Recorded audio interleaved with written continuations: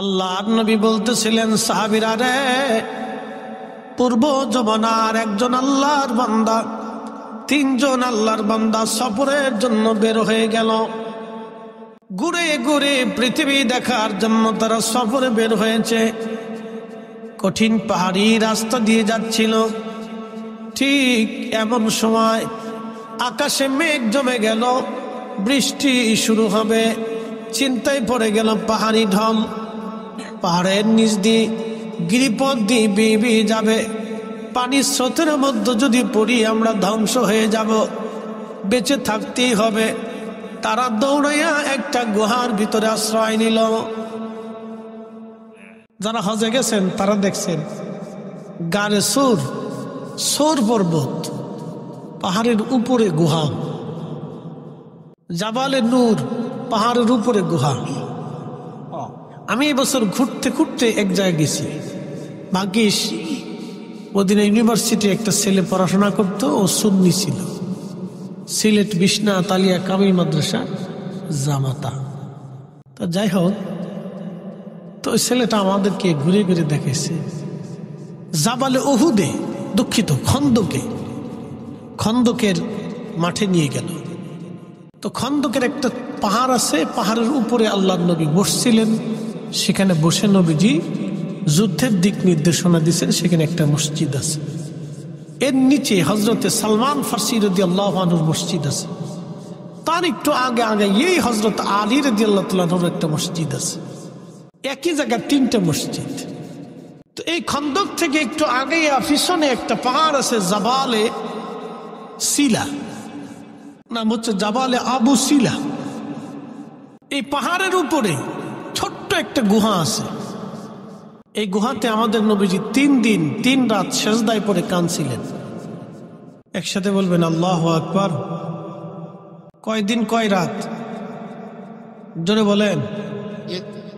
টাকার জন্য কাঁদছিল, অর্থ সম্পদের জন্য, পেটে ক্ষুধা ছিল এর লেগে কাঁদছে।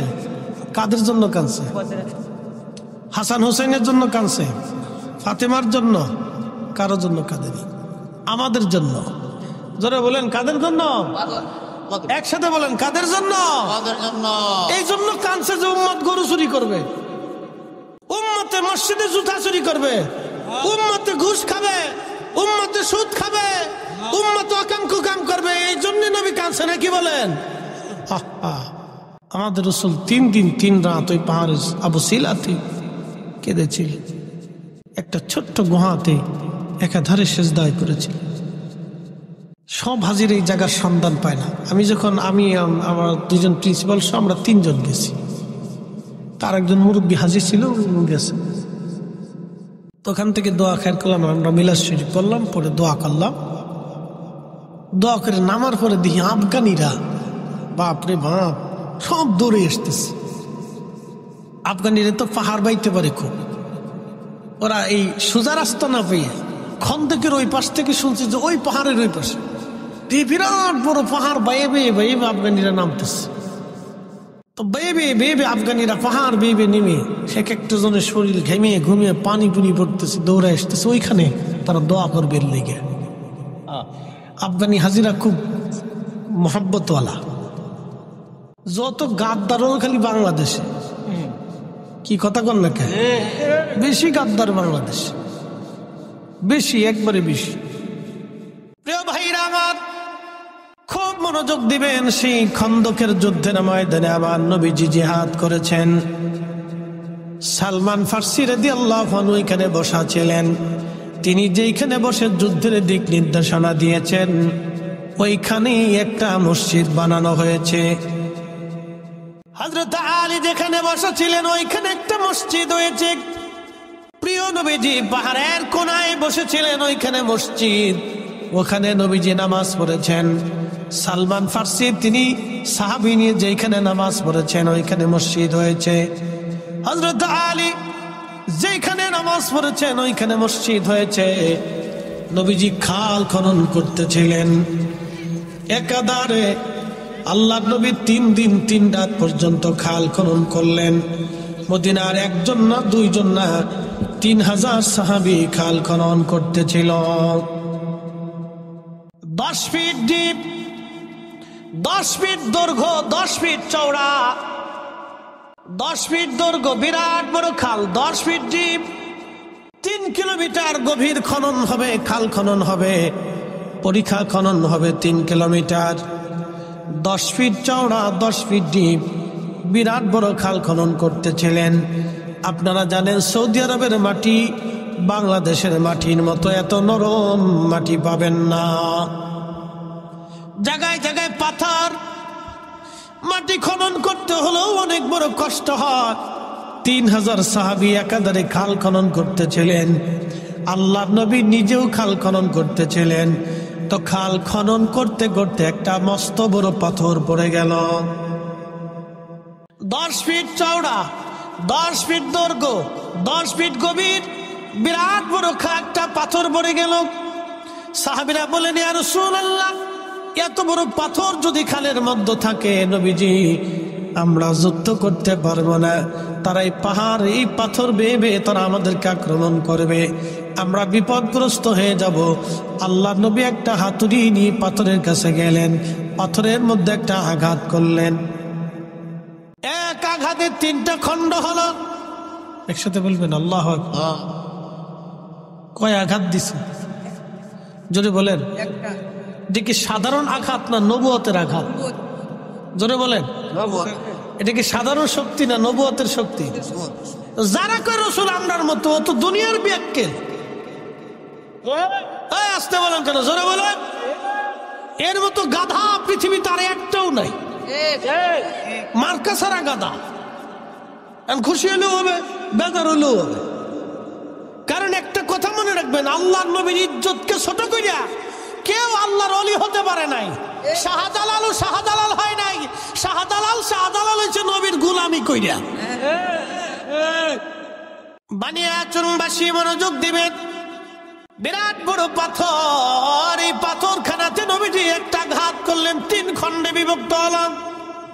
পাথরের ভিতর থেকে আগুন বের হয়ে আসলো। আগুন কি বের হলো? আগুন বের হয়ে আসলো। নবীজি ডাক দিয়ে বললেন, সাহাবীরা রে, পারস্য সাম্রাজ্য আমাদের দখলে আসবে। কি সাম্রাজ্য? পারস্য সাম্রাজ্য। সাম্রাজ্য বুঝেন নাই? বুঝাইতেছি। বাংলাদেশের মতো একটা ছোট্ট দেশ না, বাংলাদেশের মতো অন্তত 100-150 দেশ নিয়ে একটা সাম্রাজ্য হতো। একসাথে বলবেন আল্লাহু আকবার। ফার্সিয়ান সাম্রাজ্য পৃথিবীর এক বিরাট শক্তিশালী সাম্রাজ্য ছিল। এরা পৃথিবীতে একসময় বড় যোদ্ধা ছিল। বর্তমান ইরান, ও দেখেন না কাউরে ভয় পায় না, আমেরিকারও তেল দেয় না, ও ইসরায়েলেরও তেল দেয় না। এই ইরানকে কেন্দ্র করে, ওরা আগে থেকে যোদ্ধা জাতি, ইরানকে কেন্দ্র করে একটা সাম্রাজ্য ছিল, এটার নাম পার্সিয়ান। এই ইরানকে কেন্দ্র করে পার্সিয়ান সাম্রাজ্য 3500 বছর ধরে তাদের সাম্রাজ্য। এই ইরানের মানুষ আগে আগুনের পূজারী ছিল, আগুন পূজা করত। এই ইরানের মানুষ আগে আগুন পূজা করত। আপনারা জানেন বাংলাদেশে একটা গাড়ি আছে, নাম টাটা গাড়ি আছে না? এই টাটা কোম্পানির যিনি মালিক, রতন টাটা, তিনি কিন্তু আগুনের পূজারী ছিলেন। তার আদি বাড়ি ছিল ইরান। সে অরিজিনাল ইন্ডিয়ান না, সে ইরানি একজন ব্যক্তি। ভারতবর্ষের মধ্যে আপনি যা দেখবেন সেটা হিন্দুদের তৈরি করা কিছুই নাই, সবই মুসলমানের তৈরি করা। ভারতের যিনি পারমাণবিক অস্ত্র তৈরি করে দিয়েছেন, পারমাণবিক বোমা ভারতে যিনি বানিয়ে দিয়েছেন, তিনি ডক্টর APJ আব্দুল কালাম। তিনি পারমাণবিক বিজ্ঞানী ছিলেন। মুসলমান পারমাণবিক অস্ত্র বানাই দিছে, এটা নিয়ে খুব ডাব দেখাইতেছে, বিরাট কিছু করে ফেলছি, বানাই দিছে মুসলমানে। তাজমহল বানিয়েছে মুসলমান। ভারতের অর্থনৈতিক বিরাট একটা অংশ তাজমহল থেকে আসে। খুব মনোযোগ দিবেন। শত শত হাজার হাজার ওলি আল্লাহ সেই ভারত উপমহাদেশকে ধন্য করেছেন। কথা বলেন ঠিক না বেঠে? কিন্তু দুর্ভাগ্য জাতি আমরা, আজকে বাবরি মসজিদ তারা হত্যা করলো, ভেঙ্গে ফেলে দিয়ে রাম মন্দির বানাইলো। আমরা মুসলমান কিছুই করতে পারি নাই। কথা কন না কেন? কিচ্ছু করতে পারি নাই। মনোযোগ দিয়ে এই পার্সিয়ানরা আগুনের পূজা করত, তারা ভাবতো আগুনই ক্ষুধা। আচ্ছা, আপনাদের কি মনে আগুন ক্ষুধা? এটা ফু দিলে নিভে যায় না? নিভে যায় না? আবার আমরা ইচ্ছা করলে জ্বালে। তাহলে যেটা বান্দা জ্বালায়, ফু দিলে নিভে যায়, পানি মারলে নিভে যায়, হেতা ক্ষুধা কেমনে হয়? কি কথা কর না কেন? কেউ পাথর দিয়ে মূর্তি বানায় সেজদা দেয়। আচ্ছা, যেটা নিজে বানাইলাম এটার সেজদা দিয়ে কি লাভ? কোনো লাভ নেই। মনোযোগ দেবেন। কেউ মনে করে এটাই আমার ক্ষুধা, কেউ সাগরে পূজা দেয়, কেউ পাহাড়ের সামনে পূজা দেয়, ভাবে এটাই আমার ক্ষুধা। কেউ সূর্যের পূজা করে, সূর্যরে সেজদা দেয়, বলে এটাই আমার ক্ষুধা। আচ্ছা, আপনারা বলেন তো, সূর্য আবার অস্ত যায়, সূর্য আবার উদয় হয়, সূর্যের আলো কখনো একবারে ঠান্ডা ঠান্ডা হয়ে যায়, সূর্যের আলো আবার কখনো গরম হয়ে যায়, যেটা হারিয়ে যায় আবার আসে, সেটা বোঝা গেল সে নিজের নিয়ন্ত্রণে চলে না, তার নিয়ন্ত্রণ একজন অবশ্যই আছে, তিনি আমাদের বিশ্বাস অনুযায়ী আল্লাহ। আর যারা সূর্যের পূজা করে তারা মনে করে সূর্যই আমাদের খোদা। কিন্তু আজকের আধুনিক বিজ্ঞান বলছে সূর্য খোদা না। বলে কারণ কি? সূর্যের চাইতে বড় বড় নক্ষত্র মহা সৃষ্টি আল্লাহ বানায় রাখছে, তার একটা নক্ষত্রের পরিচয় দিয়ে যায়। কষ্ট হবে? বাচ্চা কাচ্চাদের ঘুম আসতেছে নি, বিরাট বড় বড় মুসল্লি সব সামনের কাতারে বসে দিচ্ছে, বাপরে বাপ, পাকা মুসল্লি, ওদের থাকতে হবে। ওরা না থাকলে আগামীর দিন অন্ধকার হয়ে যাবে, ওরাই থাকবে, আমরা কবরে চলে যাব। ঠিক কিনা? মুসলমান বানিয়াচলবাসী, এই সূর্যটা 13 লক্ষ পৃথিবী এক জায়গা করলে যত বড় একটা সূর্য তত বড়। তাহলে যারা সাগরকে সেজদা দেয়, সাগরের পূজা করে, বোঝা গেল তারাও ভুলের মধ্যে আছে। কারণ এই সাগরের চাইতে বড় কিছু আল্লাহ বানাইছে, সেটা হলো সূর্য। মনোযোগ দিয়ে শুনে যাবেন, এই সূর্যের চাইতে বড় কিছু আল্লাহ বানাইছে, সেটার নাম হলো ব্ল্যাক হোল। অন্ধকার গহ্বর নামক একটা বিরাট বড় নক্ষত্র আছে, এখানে কোনো আলো নাই, শুধু আধার আর আধার, আধার আর আধার। 200 কোটি সূর্যকে, একটা দুইটা সূর্য না, 200 কোটি সূর্যকে যদি এখানে ধরে দেন, তার রাডারের মধ্যে পড়ে যায়, মাত্র 2 মিনিটের মধ্যে 200 কোটি সূর্যের অস্তিত্ব পৃথিবী থেকে হারিয়ে যাবে। তাহলে এই ব্ল্যাক হোলের রাডারের পাওয়ার কত, ওই গহ্বরটা কত বড় হতে পারে, ওই নক্ষত্রটা কত বড় হতে পারে। তাহলে যারা সূর্যের পূজা করলো তারাও বিরাট বড় ভুলের মধ্যে আছে। সূর্যের পূজা বাদ দিয়া তাদের ব্ল্যাক হোলের পূজা করার কথা ছিল। কি কথা কন দেখা? তাহলে বুঝা গেল সূর্য যে বানাইছে, সূর্য যে চালাইছে, সূর্যরে যে আলো দিছে, তাম সৃষ্টিকে যে বানাইছে সুনিয়ন্ত্রিত ভাবে, যিনি সৃষ্টিকে চালাচ্ছেন, সবকিছু যিনি খাওয়াচ্ছেন, তিনি আমাদের রব, তিনি আমাদের আল্লাহ, তিনি একমাত্র খোদা। একসাথে বলেন আল্লাহু আকবার। তিনি কে? জোরে বলেন কে? আল্লাহ। কে? আল্লাহ। কয়জন? কোন শরীক? কোন শরীক? লা শারীকা লাহ। কোন শরীক? উনার ছাড়া আর কোন ইবাদত হবে? উনি ব্যতীত আর কারো সেজদা হবে? এক কথায় শেষ। কুল হুয়াল্লাহু আহাদ আল্লাহুস সামাদ লাম ইয়ালিদ ওয়া লাম ইউলাদ। মক্কার কাফেররা এসে নবীকে আক্রমণ করলো খন্দকে। কারণ কি? আল্লাহ রসুল বলেন আল্লাহ এক, কাফেররা বললো না আল্লাহ এক না। মক্কার ঘরের মধ্যে 360টা মূর্তি তারা বানাইলো, এক এক খোদার এক এক মূর্তি তারা বানাইলো। তারা ভাবতো ওই খোদা, সেই খোদা, সেই খোদা, ওই খোদা। তাদের ধারণা অনুযায়ী বিদ্যার এক খোদা আছে, পানির এক খোদা আছে, বৃষ্টির আর এক খোদা আছে, মেঘের আর এক খোদা আছে, আসমানের এক খোদা আছে, জমিনের এক খোদা, আলোর এক খোদা, আধারের এক খোদা। এমন করে দেবতা হতে হতে বিদ্যার দেবতা, টাকার দেবতা, খাবারের দেবতা, স্বাস্থ্যের দেবতা, ওষুধের দেবতা, এইরকম দেবতা হতে হতে হতে হতে হতে হতে তাদের মতো যৌবনের দেবতা আছে। কি পাগল দেশে! যৌবনের দেবতা আছে, এরকম দেবতা হতে হতে হতে হতে একটা দুইটা দেবতা না, তাদের মতে 33 কোটি দেবতা হইছে। কত কোটি? আদতে যদি 33 কোটি দেবতা হইতো তাহলে পৃথিবীতে মানুষের মারামারি করার দরকার ছিল না, দেবতারে ফিটি করতে করতে শেষ। এই কথা কর না, জোরে বলে। বর্তমান পৃথিবীতে বিশ্ব 2 ভাগে বিভক্ত। আবার বলি, বর্তমান পৃথিবী বিশ্ব কয় ভাগে বিভক্ত? 2 ভাগে। এক ভাগ হচ্ছে রাশিয়া আর একটা হচ্ছে আমেরিকান বেল্ট। 2 মাতুব্বর সারা পৃথিবীতে এখন, 2 মাতুব্বরি করে, আমেরিকান বেল্ট, রাশিয়ান বেল্ট। আমেরিকার হচ্ছে ন্যাটো আর রাশিয়ার হচ্ছে চীন, ইরান, উত্তর কোরিয়া, হ্যাঁ তা নিজে টিজে দিয়ে আরো দেশ দিয়ে মোটামুটি একটা বেল্ট। 2 গোষ্ঠী চাই আমরা পৃথিবী শাসন করব। বলে কারণ কি? আমেরিকা ডলার দিয়ে পৃথিবী শাসন করে। বলে কিভাবে? বাংলাদেশে কোটি কোটি টাকা আছে, খাবার আছে, সব আছে, কিন্তু ডলার নাই। আপনি ব্যবসা করতে পারবেন না, বিদেশ যাইতে পারবেন না, আমদানি করতে পারবেন না, রপ্তানি করতে পারবেন না। কি এক আজব কারখানা, চিন্তা করেন তো। আমার মাল উনার ডলার দিয়ে বেচতে হবে, আমি মাল কিনবো উনার ডলার দিয়ে কিনে আনতে হবে। তার মানে হচ্ছে নীরবভাবে উনি আমাদেরকে, বাংলাদেশকে শাসন করে। কথা বুঝেন নাই মনে হয়? আমার ইউনুস কাকু তিনি কিন্তু আমেরিকাতে গিয়ে আসছেন। ভাবতেছেন যে বিরাট ভালো হয়েছে, এত ভালো না। সবগুলা কিন্তু এক জায়গায়, ওই জাতিসংঘের ওখান থেকে জ্বালার আসার দিব, তাই কিচ্ছু না। আমাদের এই দেশে ডলার যদি না থাকে তো কিচ্ছু নাই। যদি আমেরিকা বলে যে তোমার দেশ থেকে আমরা গার্মেন্টস নেবো না, টাকা দেবো না, টাকা নেব না, আমদানি রপ্তানি সব বন্ধ, বাংলাদেশ 6 মাসে ফকির হয়ে যাব।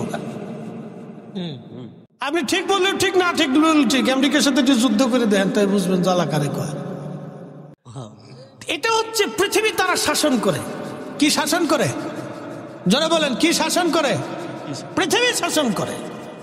এইভাবে সারা ওয়ার্ল্ড তারা শাসন করে। রাশিয়া চাইতেছে আমরাও শাসন করব। তাহলে 2 ভাগে বিভক্ত, তারা কর্তৃত্বের জন্য মারামারি করবার চায়, যুদ্ধ করতে চায়। ক্ষুধা যদি 2 জন হইতো, আমি বুঝাইতে চাইতেছি এটা, ক্ষুধা যদি 2 জন হইতো, একজন রাতের ক্ষুধা আরেকজন দিনের ক্ষুধা, তো রাতের ক্ষুধা কইতো আমি রাত বেশি করে দিব, দিনের ক্ষুধা বলবো রাতই আসবে না। তো এই নিয়ে 2 ক্ষুধার ভিতরে মারামারি করতে করতে, ক্ষুধায় পিটি করতে করতে একবারে এই বান্দার জান শেষ। বান্দার যুদ্ধ করা লাগতো না, ক্ষুধাই মারামারি করে শেষ হয়ে যেত। কি কথা কর না কেন? তাহলে রব কয়জন? না একসাথে বলেন, রব কয়জন? একসাথে বলেন, কয়জন? আল্লাহ ছাড়া আর কোন মালিক নাই, কোন খালিক নাই, কোন রব নাই। বিশ্বাস আছে? কথা বলেন, আছে? তুমি রহমান, তুমি মেহেরবান, অন্ধ গাহে না শুধু তোমারি গুণগান, বুঝেও বুঝে না তবু শান। তুমি রহমান, তুমি মেহেরবান। কখনো তোমাকে যদি ভুলি, হেদায়েতের আলো জেলে নিও কাছে তুলি, ঠাই দিও প্রিয়তম অগমহিয়ান। তুমি রহমান, তুমি মেহেরবান। আল্লাহ নবী পাথরে আঘাত করলেন, আগুন বের হয়ে আসলো। নবীজি বললেন, সাহাবীরা রে, পারস্য সাম্রাজ্য আমাদের দখলে আসবে। তখন কাফির এবং মুনাফিক যারা ছিল তারা বলল, হায় হায়, মুহাম্মদ পাগল হয়ে গেছে। দেখো, সে নিজের জান বাঁচানোর জন্য কেবলমাত্র পরীক্ষা খনন করতেছে, আর তারা নাকি পারস্য সাম্রাজ্য বিজয় করবে। কিন্তু সেই দিন সাহাবীরা বিনা বাক্যে, বিনা দলিলে আমার রসুলের কথা মেনে নিয়েছিলেন, বিশ্বাস করেছিলেন। হ্যাঁ, রসুল বলেছেন পার্সিয়ান সাম্রাজ্য বিজয় হবে, ঠিকই পার্সিয়ান সাম্রাজ্য বিজয় হবে। একবার জোরে বলা যাবে কি ইয়া রাসূলুল্লাহ? বানিয়াচুনবাসী মনোযোগ দিবেন। পাথরে একটা আঘাত করার কারণে 3টা টুকরা হলো। এরপরে নবীজি আর একটা আঘাত করলেন। বাকি খণ্ডগুলি 3টা করে খণ্ড হয়ে গেল, 3 খণ্ড 9 খণ্ড হলো। ওখান থেকে আগুন বের হয়ে আসলো। নবীজি বললেন, সাহাবীরা রে, রোম সাম্রাজ্য বিজয় হবে, রোম সাম্রাজ্য বিজয় হবে। আল্লাহর নবী এই কথা বলার পরে সাহাবীরা বিনা বাক্যে বিশ্বাস করে নিল, হ্যাঁ রসুল যেটা বলেছেন এটাই ঠিক। আল্লাহর নবীর একটা কথাও কখনো মিথ্যা হয় নাই, ভুলে পর্যবসিত হয় নাই। একবার জোরে বলা যাবে কি মারহাবা? আপনাদের কি মনে হয় রসুলের কথা 2-1টা মিথ্যা হবে না? ভুল টুল হবে? তিনি যা ভবিষ্যৎবাণী করেছেন তা হবে কিনা? জোরে বলেন হবে কিনা? কিয়ামতের আলামত 2 ধরনের। কয় ধরনের? একটা আলামতে সুগরা, আলামতে কুবরা। বসে যান, ভালো করে শুনে যান। আলামতে সুগরা হলো ছোট ছোট আলামত, আলামতে কুবরা হচ্ছে বড় বড় আলামত। বড় আলামত আসার আগে পৃথিবীতে ছোট ছোট আলামত আসবে। বড় আলামতের মধ্যে অন্যতম আলামত হলো ইমাম মাহাদি দুনিয়াতে আসবে। কিন্তু ইমাম মাহাদি দুনিয়াতে আসার আগে আলামতে সুগরা সংগঠিত হবে। তার একটা আলামতে সুগরা হলো উম্মত নামাজ মেরে ফেলবে। বলে হুজুর উম্মত কিভাবে নামাজ মারবে? সুদও খাবে নামাজও পড়বে, ঘুষও খাবে নামাজও পড়বে, অকাম কুকাম করবে নামাজও পড়বে। এই নামাজের 4 পয়সা মূল্য নাই। কথা কন না কেন? আমি আর একটু ভালো করে বুঝাই, মনোযোগ দিন।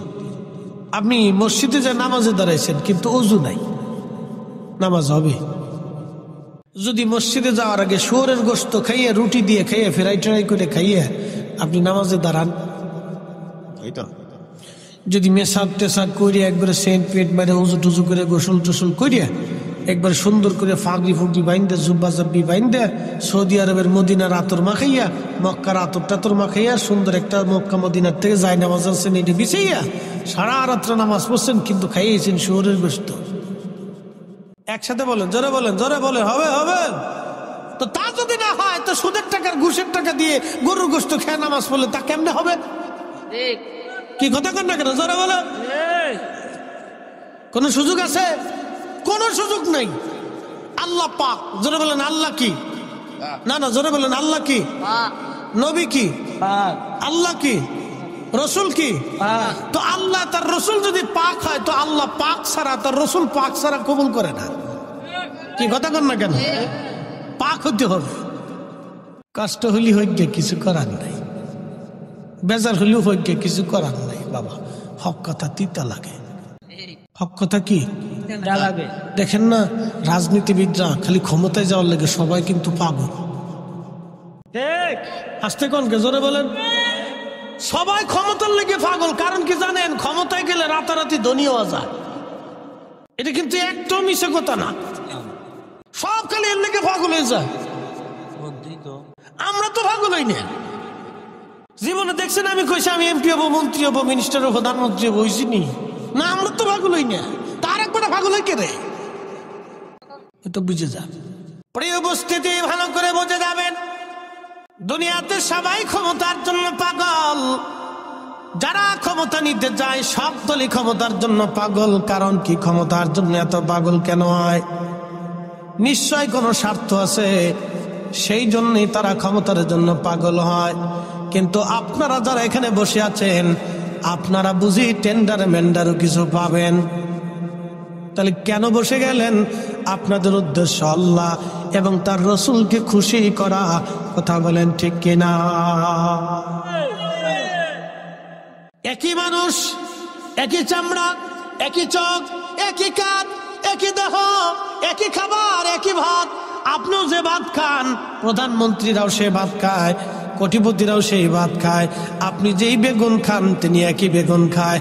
আপনি যেই মাছ খান তিনি তার চাইতে বেশি ভালোটা খায় না। আপনি খান টাটকা, আরে খায় ফ্রিজেরটা।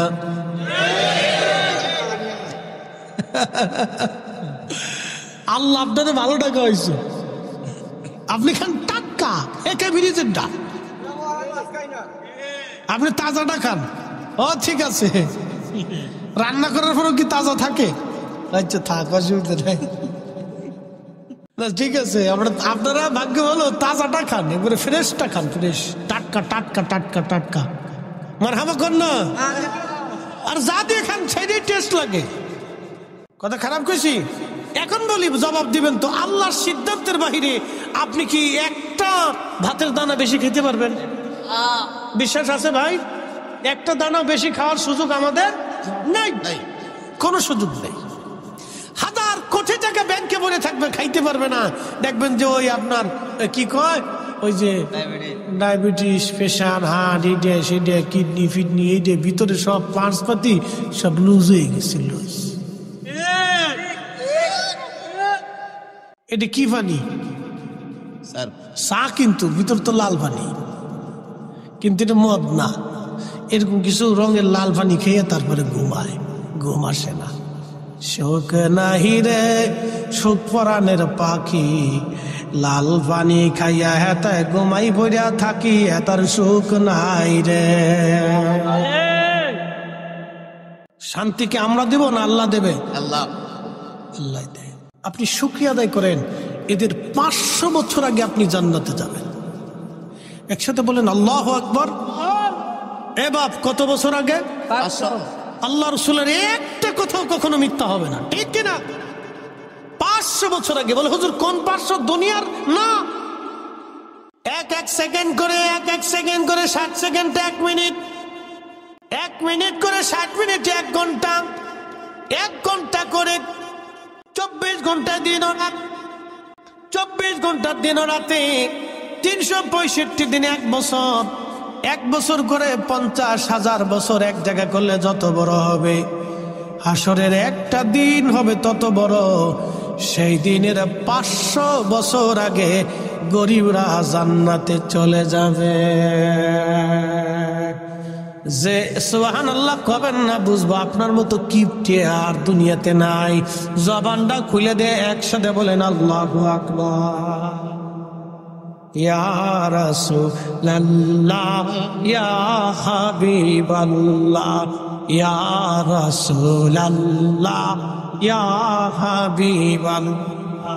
আমার মত নিদান কালে থাকি নবীজি আমার শিওরে, করিব চুম্বন কদম ধরিয়া, ইয়া রাসূলুল্লাহ, ইয়া রাসূলুল্লাহ।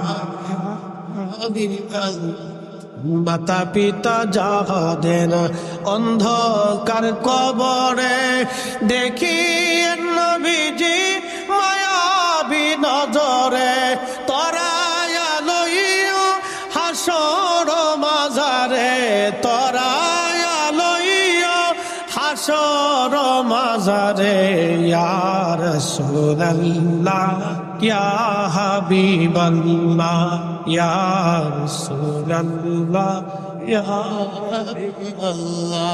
আল্লাহুম্মা সাল্লি আলা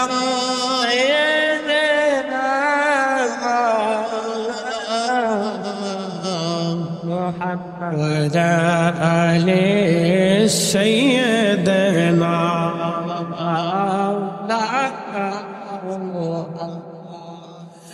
বানিয়াচুংবাসী মনোযোগ দিবেন, রোম সাম্রাজ্য বিজয় হবে।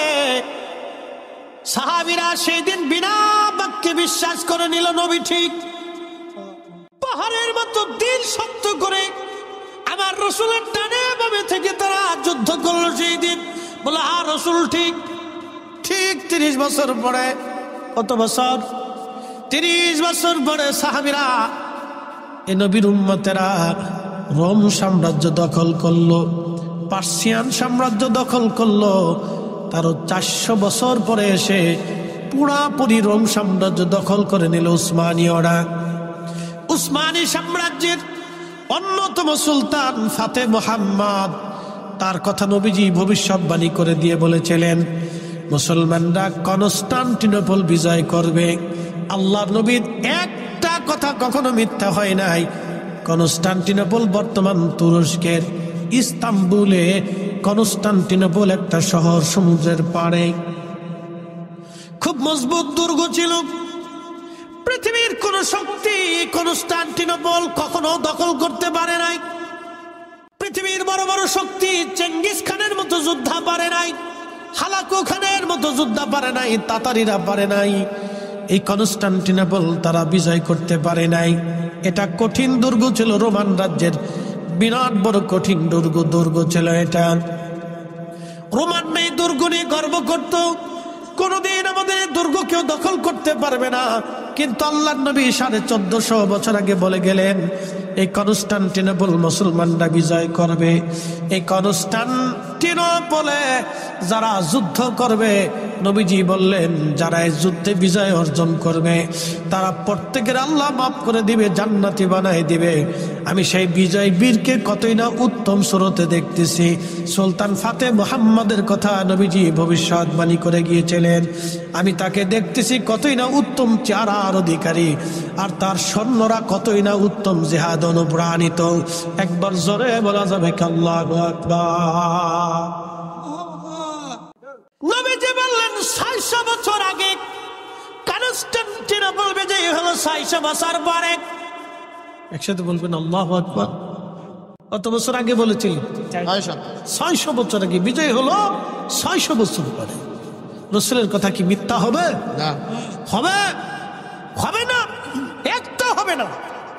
সাহাবে کرام সেই দিন পাহাড়ের মতো দাঁড়িয়ে থেকে বিশ্বাস করেছিল। আমাদেরকে বিশ্বাস হইবে রাখতে হবে। বানিয়াচংবাসী মুসলমান হাজিরিন, প্রিয় নবীজি খন্দক খনন, খাল খনন করতেছিলেন। সংবাদ, বিজয়ের সংবাদ দিলেন। কাফেররা, মুনাফিক যারা ছিল আশাসী করলো যেটা কি করে হয়। নিজের খবর নিজে বাঁচার জন্য যিনি খাল খনন করে তারা বলে রোম সাম্রাজ্য, পার্সিয়ান সাম্রাজ্য বলে তারা বিজয় করবে। বানিয়াচংবাসী 3 দিন পর্যন্ত সাহাবীরা একাধারে মাটি কাটলেন, কারো বাড়ি খাবার নাই। মদিনা অবরুদ্ধ হয়ে গেল, কোথাও থেকে খাবার আসে না। একেবারে কঠিন পরিস্থিতি শিকার মদিনার মানুষ, কোনো খাবার নাই। 3 দিন পর্যন্ত আল্লাহর নবী নিজে না খাওয়া, সাহাবীরা না খেয়ে আছেন। আল্লাহর হাবিবের কষ্ট হচ্ছিল। এমন সময় হযরত জাবের রাদিয়াল্লাহু আনহু লক্ষ্য করলেন আল্লাহর নবীর পেটের মধ্যে কি যেন বাধা দেখা যায়। জিজ্ঞেস করলেন, হুজুর পেটের মধ্যে কাপড় দিয়ে কি চাপ দিয়ে বেঁধে রেখেছেন? নবীজি ডাক দিয়ে বলেন, জাবের রে, খোদার যন্ত্রণা নিবৃত করার জন্যে আমি পেটের মধ্যে পাথর চাপা দিয়ে কাপড় দিয়ে বেঁধে রাখছি, যাতে আমার ক্ষুধায় কষ্ট না হয়। জাবের বলতেছে, হুজুর আমি কি মরে গেছি? আপনি কেন আগে বলেন নাই আপনি ক্ষুধার্ত? ইয়া রাসূলুল্লাহ, আপনি আর মাটি কাটবেন না, আপনি বসেন, আমি বাড়ি থেকে দৌড়ে আসব, দেখে আসি ঘরের মধ্যে কি আছে। হযরত জাবেরের বাড়ি থেকে জাবাল আবু সিলা একবারে পিছনেই। জাবেরের বাড়ি যেইখানে, জাবাল আবু সিলাটা জাবেরের বাড়ির পিছনেই। ওইখানে 3 দিন 3 রাত তুমি সিজদার মধ্যে কেঁদেছিলেন। একাধারে 3 দিন 3 রাত সারা মদিনার মধ্যে কোথাও নবী নাই, নবী নাই, নবী নাই, নবী নাই। তন্ন তন্ন করে সাহাবীরা খুঁজে, রসুল নাই, রসুল নাই। ওই জাবাল আবু সিলার ছোট্ট গুহার মধ্যে সে আমার নবী 3 দিন 3 রাত সিজদার মধ্যে তিনি কেঁদেছিলেন। হযরত জাবেরের বাড়ির পিছনের পাহাড়টার নাম জাবাল আবু সিলা। হযরত জাবের রাদিয়াল্লাহু আনহুর যে বাড়িটা, সেটা বর্তমানে মসজিদ বানায় রাখা হয়েছে। ওই বাড়িতে দৌড়ে জাবের আসছে, বিবিকে ডাক দিয়ে বলেন, বিবি কি পরিমাণ ঘরে খাবার আছে বলো? রাসূল ক্ষুধার্ত, না খাওয়া। পেটের মধ্যে পাথর চাপা দিয়ে কাপড় দিয়ে নবী বেঁধে রাখছে বিবিরে।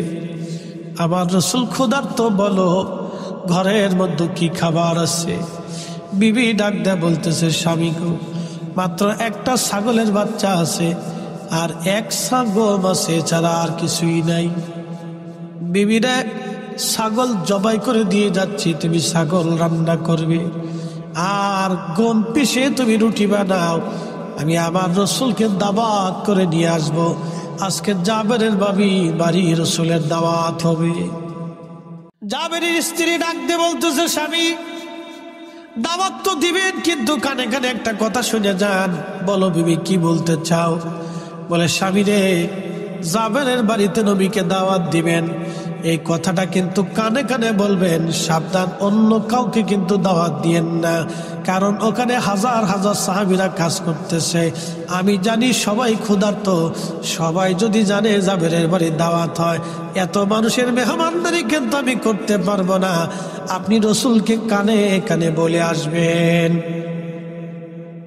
জাবের বলেন, ঠিক আছে, আমি যাবো, আবার আসবো। ওখান থেকে দৌড়ে আবার আল্লাহর হাবিবের খেদমতে এসে কানে কানে বলতেছে, হুজুর আমার বাড়ি আপনার দাওয়াত। নবীজি বলেন, জাবের কি খাবার আছে বলো।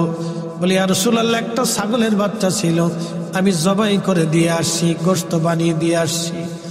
আর একসা গম আছে নবীজি, ওটা পিষে রুটি বানিয়ে আমার স্ত্রী রুটি বানাচ্ছে, আর তরকারির জন্য ছাগলের গোশত রান্না হচ্ছে। নবীজি বললেন, জাবের ঠিক আছে, তোমার দাওয়াত কবুল। এমন সময় আল্লাহর নবী ডাক দিলেন, সাহাবীরা তোমরাও আসো, আজকে জাবেরের বাড়ি আমাদের দাওয়াত। একসাথে বলেন আল্লাহু আকবার। কয় হাজার সাহাবী? 3000। জোরে বলেন, কয় হাজার? কোন বর্ণনা আসছে 1000, 2000, 3000, যাই হোক, কিন্তু সাহাবী ছিল 3000। ছাগল কয়টা? একটা। গম কয় মন? 100। আল্লাহ নবী জাবের দৌড়ায় চলে গেল। নবীজি বললেন, জাবের তুমি যাও, তোমার স্ত্রীকে যা বলবা উনুন থেকে, চুলা থেকে যেন খাবার না নামায়, আমি আসবো তারপরে যেন নামায়। উনুন চুলা থেকে যেন কোনো খাবার না নামায়, ওইখানে রাখতে বলো, আমি আসবো তারপরে। জাবের দৌড়ায় গেলেন বাড়ি, স্ত্রীকে বলেন, বিবি রে, উনুন থেকে চুলা থেকে তুমি খাবার নামাইবা না, আমার রসুল আসতেছে। আল্লাহ নবীর পিছে পিছে একজন না, দুইজন না, 3000 সাহাবী সবাই পিছে পিছে রওনা দিয়ে চলে গেলেন। হযরত জাবেরের বাড়ি হাজার হাজার মানুষ। একসাথে বলবেন আল্লাহু আকবার। আজকে তাবারক কয় দেখছি? তাবারক দেখছি কয়টা? 60 না? আচ্ছা 60 রাখলাম, ধরে 60। তো 60 দেখছি তাবারক আজকে আমাদের সবার জন্য রান্না হয়েছে, কিন্তু পেট ভরে খাওয়ার কোনো সুযোগ নেই। কি কথা ঠিক কিনা? আমি জানি এত লোকের 60 দেখছি তো হইতো না, পেট ভরে না, শুধু তাবারক বরকতের খাবার, আপনারা মেহমান কিছু দিতে হয়। এই আমরা তাবারক খাওয়াইলে অনেকে বেদাত, কিন্তু না খাওয়ানো বেদাত, এটা বুঝে না। কি কথা কর না? খাওয়াইলে সুন্নত, না খাওয়াইলে বেদাত।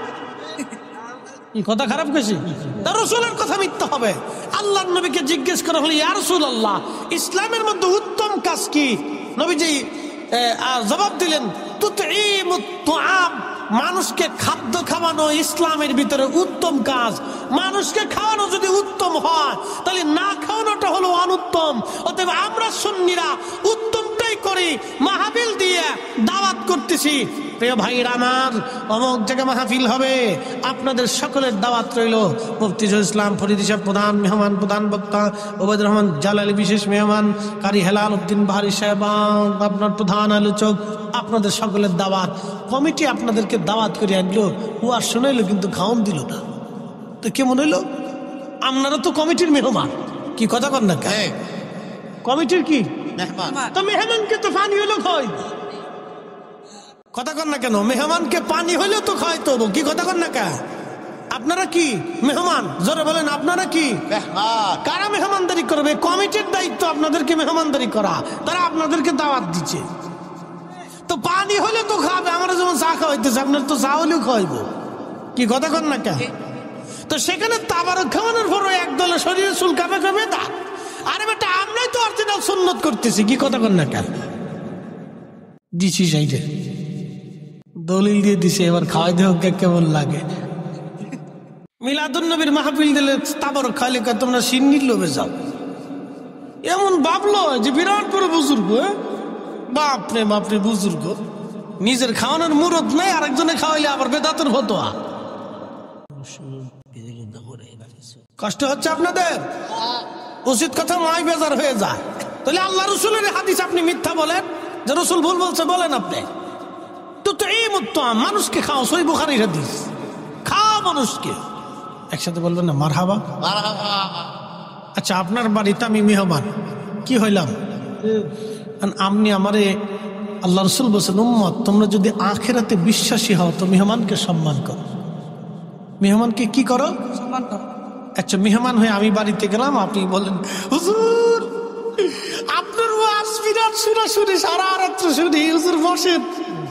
বসে দিয়ে আপনি চলে গেছেন, আর খোঁজ নাই, সারাদিনও আপনার খোঁজ নাই। আমি বই রেছি তো বই রেছি, খাওয়ার নাই, পানি নাই, জিজ্ঞাসা নাই, কিছু নাই, চা নাই। মেহমান কি সম্মান করা হলো? হ্যাঁ, এটা কি ভালো করে দিচ্ছে, বাপরে বাপ, কালা বানাই দিচ্ছে একবার, ওরা করে দিছে যে খা, তুই খা, তুই খা, খা, খেয়ে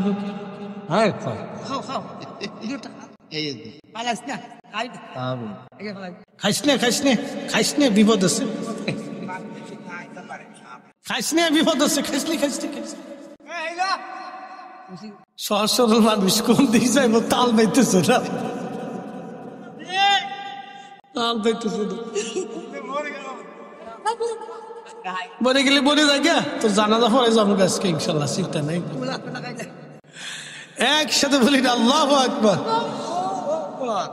নারে তাকবীর, নারে রিসালাত। বাবাজি, বিরোধিতা করা যায়, রান্না বান্না করে খাওয়াই দেখেন জ্বালাকারে কয়, এগুলো করবেন না। মানুষকে আল্লাহর দিকে আমাদের কাজ হচ্ছে উদ্বুদ্ধ করা, ঠিক কিনা? কাজের দিকে, কি কাজের দিকে? নেক কাজের দিকে উদ্বুদ্ধ করা, বিরোধিতা করা। কিছু ভাইরা করে এটা দলের টানে, ভাই কিসের টানে? দলের টানে তা করে, এগুলো করবেন না। প্রিয় ভাই আমার, আপনার কারণে যদি 10 জন লোক রিজিক থেকে বঞ্চিত হয়, জবাবদিহিটা কিন্তু কিয়ামতে আপনাকেই দিতে হবে। কথা ঠিক কিনা? কি জবাবদিহিটা আছে না? আছে। আপনি ধরেন একটা কুত্তাকে খাবার দিতে গেলেন, কাকে? কুত্তাকে। আরেকজনে বাধা দিল, ধর কুত্তারে কি খাওয়াবি, চল। কিয়ামতের ময়দানে কুকুর মামলা করবে, ইয়া রাব্বি, এ বান্দা আমাকে খাইতে দিতে চাইছিল, কিন্তু এই বান্দা আমাকে নিবৃত্ত করে দিছে, আমার রিজিক থেকে বঞ্চিত করছে, আল্লাহ বিচার চাই। ফায়সালা কে করবে? আল্লাহ। এই জন্য এগুলি হিসাব করে চলতে হবে, বিচার অবশ্যই হবে। প্রিয় ভাই আমার, আল্লাহর নবী সমস্ত সাহাবী নিয়ে যখন জাবেরের বাড়ি গেলেন, হযরত জাবের রাদিয়াল্লাহু আনহু বাড়ি যাওয়ার পরে জাবেরের স্ত্রী দেখা স্বামীরে ডাক দেখায়, তাড়াতাড়ি এদিকে আসেন, আপনি করছেন কি? বলে, কি করলাম রে বিবি? আপনারা না বললাম কানে কানে নবীকে দাওয়াত দিবেন, এত সাহাবী দাওয়াত দিছেন, বাড়ি তো খাবার নাই, আমি কেমনে মেহমানদারি করব বলেন? একসাথে বলবেন আল্লাহু আকবার। তারা মেহমানকে খাওয়ানোর জন্য কেমন উদগ্রীব ছিল, আর আমরা খালি বেদাতের ফতোয়া মারতেছি না, খালি ফতোয়া মারতে পারি আর কি। এ মুসলমান, খুব মনোযোগ দিবেন। হযরত জাবের ডাক দিয়ে বলতেছে, বিবি রে, আমি কে দাওয়াত দিয়েছি? আমি তো রাসূলকে দাওয়াত দিয়েছিলাম, কিন্তু সব সাহাবী ক্ষুধার্ত, কোন সাহাবীর খাবার ঘরে নাই। 3 দিন তারাও ক্ষুধা নিয়ে আল্লাহর হাবিবের সাথে মাটি কাটতেছিল। বিবিরে, নবী একা খাবে, সাহাবীরা না খেয়ে থাকবে, এটা হতে পারে না। সেই জন্য আল্লাহর নবী আমাদের সবাইকে দাওয়াত করে নিয়ে আসছে। একবার জোরে বলা যাবে কি মারহাবা? আমরা হুজুরের মাহফিলে এসে আমরা কি খাবো না আপনারাও খাবেন? কথা কন না কেন? একসাথে বলেন, আল্লাহর নবী একা খাইছে না সবাইরে নিয়ে খাইছে? জোরে বলেন, একা খাইছে না সবাইরে নিয়ে খাইছে? তো রাসূল যদি সবাইরে খাওয়াইতে পারে নিজে সহ, তাহলে আমরা কেন পারতাম না? কি কথা কন না কা? আমি মাহফিলে এসে খাবো আর বেদাতের ফতোয়া দিব, তা তো হয় না। না, এটা হচ্ছে কি, অনেকে বুঝে না, দলের টানে বলে ফেলায়। ঝুঁকে ঝুঁকে বইলে ফেলায়, কিন্তু ঝুঁকে ঝুঁকে বললে তো আমার জবাবদিহিতা আছে বাবা, কথা ঠিক কিনা? জবাবদিহিতা তো আছে। ধরেন অ্যাটেনশন, একজন মসজিদে যাচ্ছে, আর আপনি তারা বললেন দেখ বেটা, হ্যাঁ কাজ আছে সব পরে যাইছে। আচ্ছা, সে এই কারণে নামাজ পড়লো না, কিয়ামতের ময়দানে কে জবাব দিবে? ফরিদি সাহেব দিবে না আপনি দিবেন? আপনাকে দিতে হবে। যে বাধা দিবে তাকে দিতে হবে। এই জন্য নেক কাজে আমাদের বাধা দিতে হয় না, উৎসাহিত করতে হয়। আল্লাহ নিজে উৎসাহিত করছে এই আয়াত দিয়ে, فَمَن يَعْمَلْ مِثْقَالَ ذَرَّةٍ خَيْرًا يَرَهُ وَمَن يَعْمَلْ مِثْقَالَ ذَرَّةٍ شَرًّا يَرَهُ। যদি অনুপরিমাণ নেক কাজ যদি তোমরা করো, নেক আমল যদি তোমরা করো, ভালো কাজ করো, আমি রব কিয়ামতের ময়দানে তাহা প্রতিদান তোমাকে দিয়ে দেব। আর অনুপরিমাণ যদি খারাপ কাজ করো, আমি আল্লাহ সেটাও তোমাকে প্রতিদান দিয়ে দিব। ও আজ করলে কি লাভ, শুনলে কি লাভ? লাভ হবে তার আমলে, আমলেও লাভ হবে না নবী প্রেম না থাকলে দিলে। কথা কন, কথা বলেন। রসুল প্রেম না থাকলে জিন্দিগির আমলেও কাজ হবে। এই যে বুড়া কলা দেখিয়ে দিলাম, যদি দলিল থাকে কোনোদিন দিন, কিয়ামত পর্যন্ত খুঁজবেন দলিল পাবেন না। রসুলের মোহাম্মত ছাড়া জিন্দিগির সব আমল মিথ্যা হবে। নামাজ হবে না, রোজা হবে না, জিকির হবে না, হাত হবে না, কোনোটাই আল্লাহর দরবারে মঞ্জুরিয়ত রাখবে না যদি আল্লাহর রসুলকে মোহাম্মত আপনি করতে না পারেন, ঠিক কিনা? জ্ঞানী যারা বুঝে তারা শুধু ইশারায়, নাদানের বোঝাইতে পারে আছে কে কোথায়। জ্ঞানীর মতো জ্ঞানী হলে অল্প কথায় বুঝে, কসুর মতো কসু হলে অল্প জালে সিজে।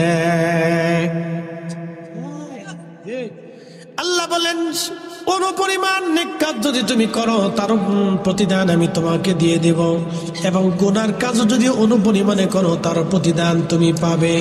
মনোযোগ দিয়ে কথাগুলি শুনবেন। এর অর্থ হলো নেকের কাজ যত ছোট হোক ছাড়বো না।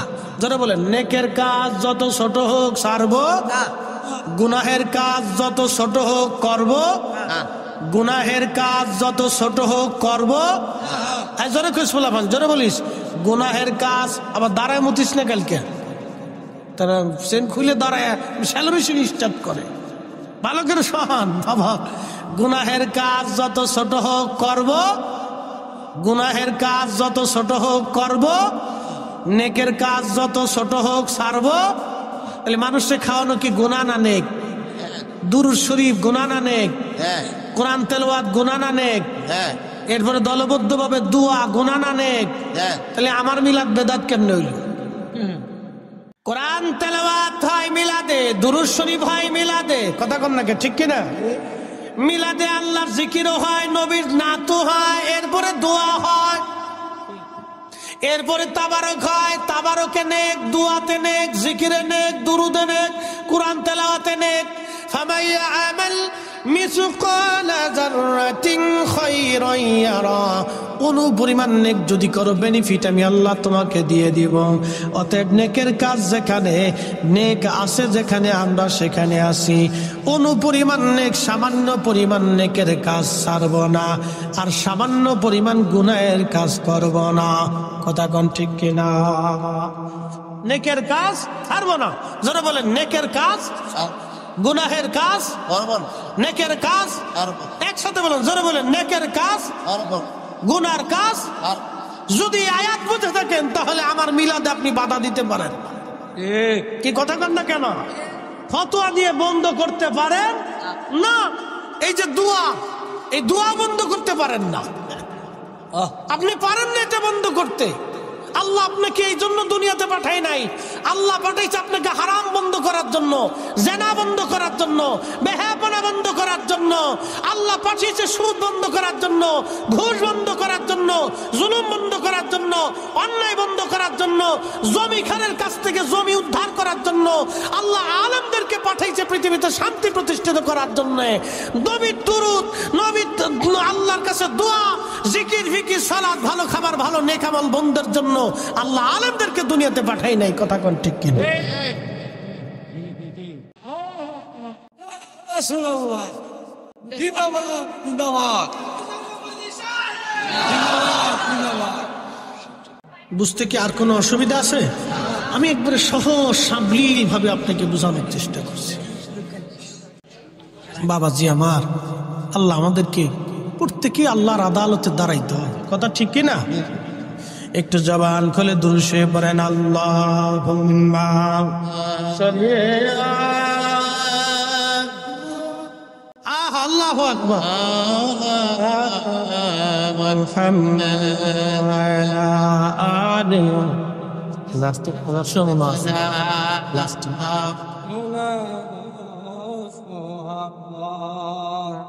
বন্ধু আমার মনোযোগ দিবেন। বানিয়ে চরবাসী আল্লাহ নবী বললেন, জাবেরের স্ত্রী বলতেছে, জাবের বলতেছে, বিবি রে, আমি তো দাওয়াত দিই, আমি কানে কানে কইছি আল্লাহ নবী। এই কথা না, ও তারাস না, তারাস হইছে, তারাস হয়তো অনেক সিনেন। আচ্ছা হইলো তারাসই কইলাম, গ্রামের নাম কইলে বোঝা গেল গ্রাম প্রেমিক। কি প্রেমিক? গ্রাম প্রেমিক, কথা নাই। তারাসই মুসলমান, তারাসই, এটা তারাসই নাম কি? তা এর অর্থ কি? গ্রামের নাম। আচ্ছা আমি কই শোনেন, আমি গেছি ভারতের এক জায়গা এই কুচবিহার মাহফিল করতে, এলাকার নাম হচ্ছে গাদুহুতা। এলাকার নাম কি? গাদুহুতা। নারায়ণগঞ্জে আছে পাগলা, এরপরে আছে ২৫০০। কি নামের নাম? আমাকে ফরিদপুরে আছে বাঙ্গা, জোড়া লাগে নাই। নাম আছে মধুখালী, কিন্তু মধু নাই। আছে বোয়ালমারি, কিন্তু বোয়াল নাই। ও তো কোয়ালিটির নাম। বানিয়াসুম, কে নাম দিছে জানি না, বানিয়াসুম। এটা কি নাম? অর্থটর্থ কি, কিসের, কিচ্ছু বুঝলাম না। বানিয়াচং বা বানিয়াচং, যাই কন আর কি, কোনো অর্থ খুঁজে পাই না। এটা কি সংস্কৃতি ভাষা না বাংলা ভাষা না হিন্দি ভাষা না উর্দু ভাষা, তাও কইতে পারি না। নাম হয়েছে আর কি। যাই হোক, বানিয়া চং। এরপরে আমাদের ফরিদপুরে একটা গ্রামের নাম আছে ১০,০০০, আর একটা গ্রামের নাম আছে গোড়াদহ। ১০,০০০ গোড়াদহ থেকে একজনের বউ ফালাইয়া ১০,০০০ গেছে। বেটায় ফরিদপুর যে মামলাদের সাল লেখেন, গোড়াদা থেকে বউ ফালাইছে ১০,০০০। দারোগা সাহেব বুঝে কস না বুঝে কস, স্যার বুঝছি তো করতেছে। গোড়াদা থেকে বউ ফালাইছে ১০,০০০। বুঝতে কস না বুঝতে কস, সারা বউ তো আমারটা গেছে, আপনার তো গেছে না। লেখেন গোড়াদা থেকে বউ ফালাইছে, এক গ্রাম থেকে ১০,০০০ বউ চলে গেল, কেউ দেখে নাই। স্যার গ্রামের নাম ১০,০০০, তা তো কমিছে গ্রাম ১০,০০০। তারা সেই মাসে মনোযোগ দিবেন। হাজিরিন, আল্লাহ নবীর সাহাবী জাবেরের স্ত্রী বলতেছে, স্বামী, রাসূল যেহেতু দাওয়াত দিয়েছে, তাহলে আমার আর কোনো চিন্তার কারণ নাই, কারণ আল্লাহ নবী নিজে হাতে পেরে খাওয়াবে, আমি আর চিন্তা করতেছি না। একবার জোরে বলা যাবে কি মারহাবা। সাহাবীদের একই দেখছেন রাসূলের প্রতি বিশ্বাস দেখেন, আর জীবনের সব কিছু দিয়ে তারা সাহাবীরা নবীকে বিশ্বাস করত, কথা ঠিক কিনা? আমার চিন্তা নেই। আল্লাহ নবী বললেন, জাবের তোমার স্ত্রীকে ভিতরে যেতে বলো। ভিতরে চলে গেল। উনুন থেকে হযরত জাবের নবী বললেন, খাবারগুলি নামাও, কাপড় দিয়ে ঢেকে দাও। তরকারির পাত্র নামায়া কাপড় দিয়ে ঢাকা হলো, রুটির পাত্র নামায়া কাপড় দিয়ে ঢাকা হলো। আল্লাহ নবী বললেন, জাবের রে, সব সাহাবীদেরকে কাতার করে বসতে বলো। সব সাহাবী কাতার করে বসে গেলেন। ৩,০০০ সাহাবী কাতার করে বসা। নবীজি ৩টে রুটি হাত দিয়ে ঢুকাইলেন বাম হাত দিয়া। আল্লাহ নবী পাত্রের উপরে হাত মোবারক রাখলেন, ডান হাত দিয়ে ৩টে রুটি নিলেন। আবার তরকারির পাত্রের মধ্যে হাত দিয়ে নবী ১ চামচ তরকারি নিলেন। এইভাবে দিতে দিতে দিতে দিতে একজন না দুইজন না ৩,০০০ সাহাবীর সামনে খাবার চলে গেল। একবার জোরে বলা যাবে কি আল্লাহু আকবার।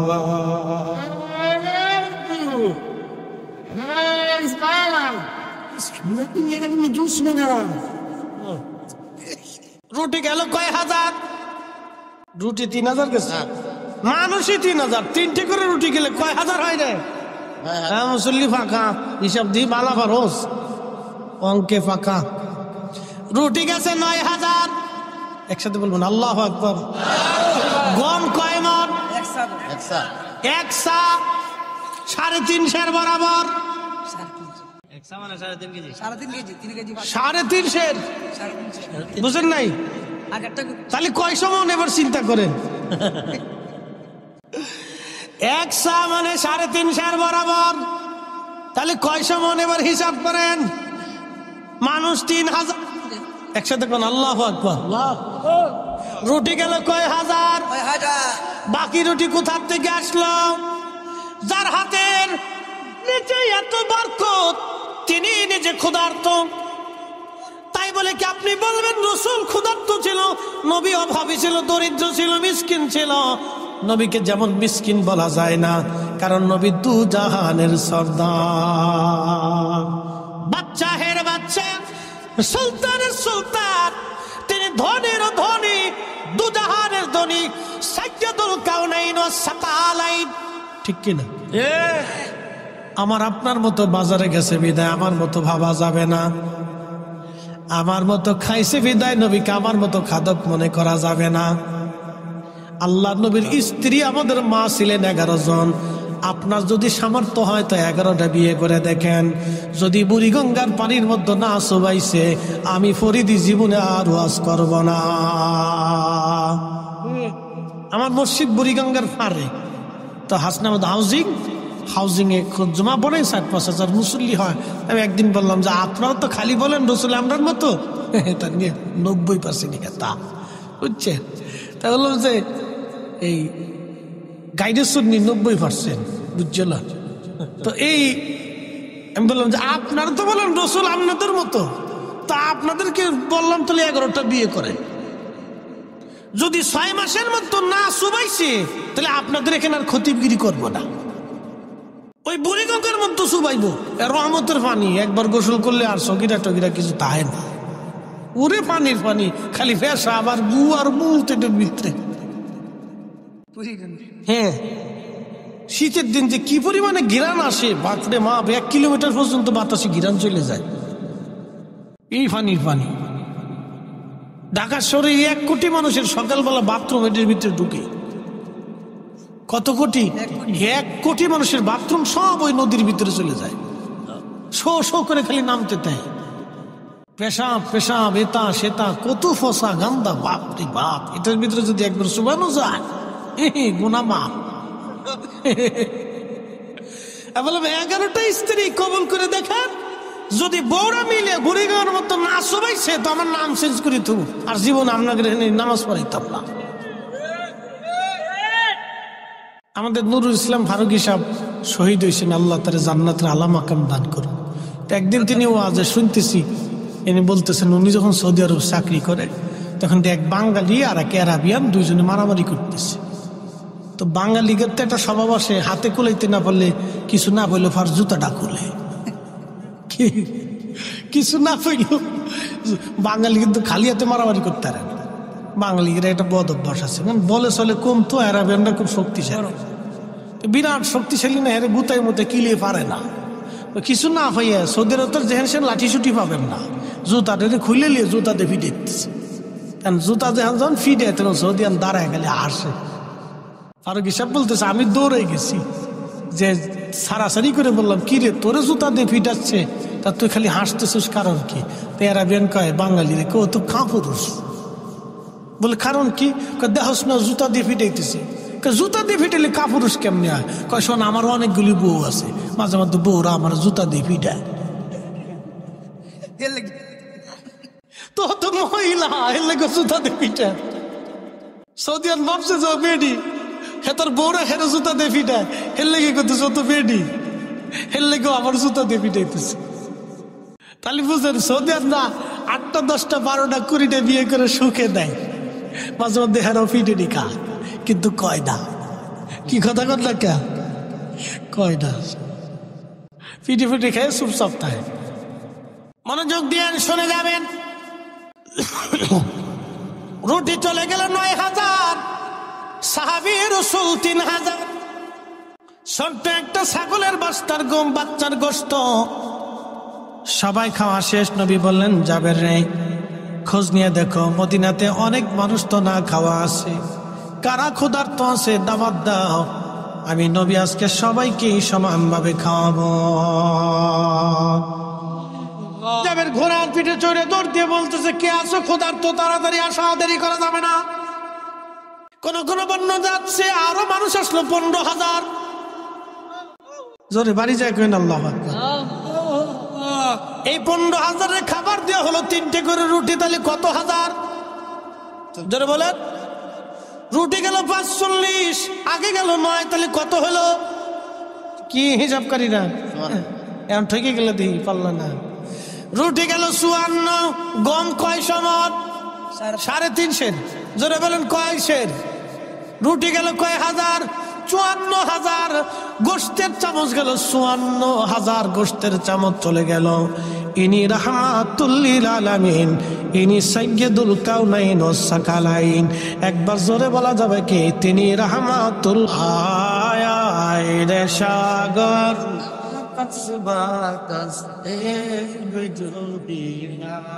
ত্রিভুবনের প্রিয় মুহাম্মদ এলো রে দুনিয়ায়,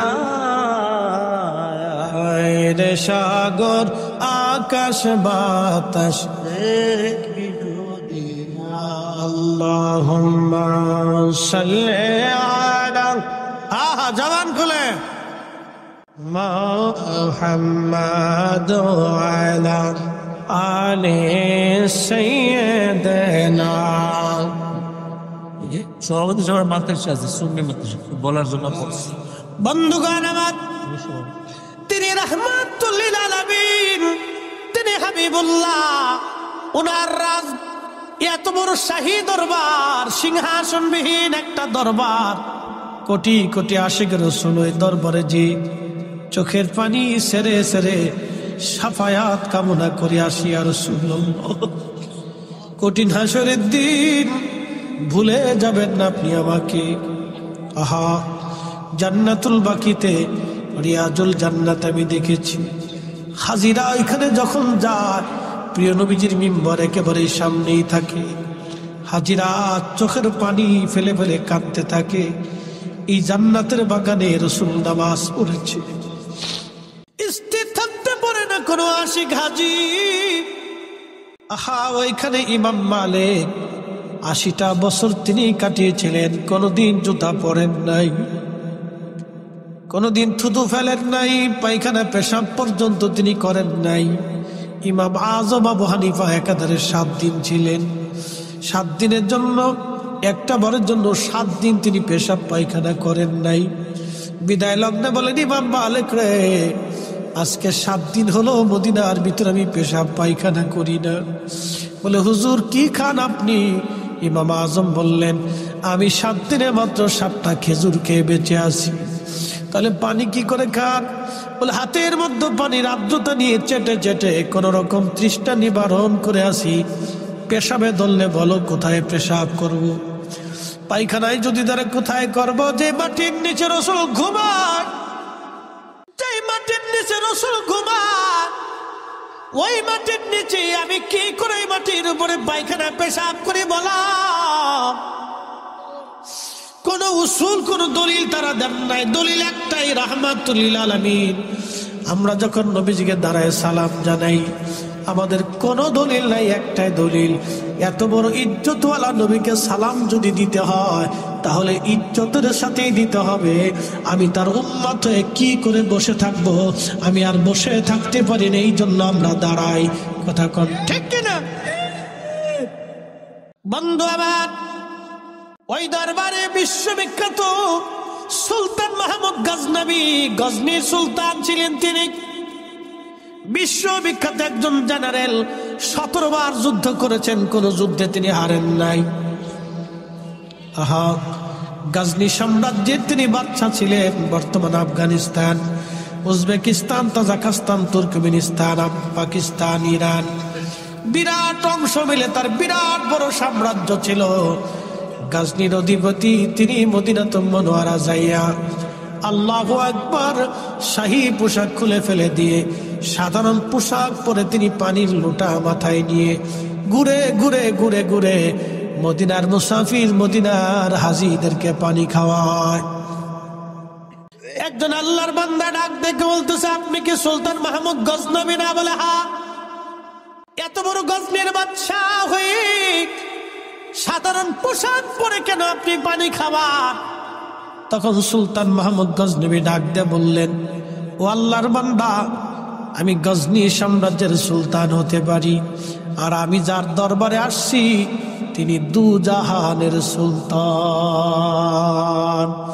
উনার সন্তুষ্টি ছাড়া আমি সুলতান মাহমুদ গজনবীর আখেরাত মিথ্যা হয়ে যাবে, আখেরাত বরবাদ হয়ে যাবে।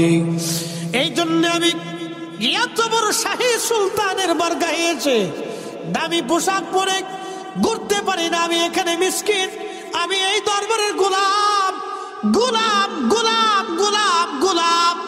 একসাথে বলবেন না ইয়া রাসূলুল্লাহ? এত বড় বাদশা বলতেছে আমি এই দরবারের গোলাম, গোলামের কাজ গোলামি করা। সেই জন্য নরমাল পোশাক পরে হাজীদেরকে পানি পান করাইতেছি। যদি রসুল কবুল করে নেয় আমি সুলতান মাহমুদ গজনবী আখেরাতে পার পেয়ে যাব, আর যদি কবুল না হই আমি সুলতানের সুলতানিও শেষ হবে, আখেরাত বরবাদ হয়ে যাবে। এরা রসুলকে এইভাবে সম্মান করত, এত বড় সুলতান, তারা নবীকে এইভাবে ভালোবাসতো। আর আমরা লুটুপুটু ছুটুপুটু এমন ভাব লইছি বিরাট বিরাট বুজুর্গ সাইজে গেছি। কথা কন না কেন? রসুলের দরবারে আমরা সবাই গোলাম, কথা কন ঠিক কিনা? এসেছেন রত নবী সকলের ইমাম, সালাম নবী তোমায় হাজার সালাম, ইয়া নবী সালাম আলাইকা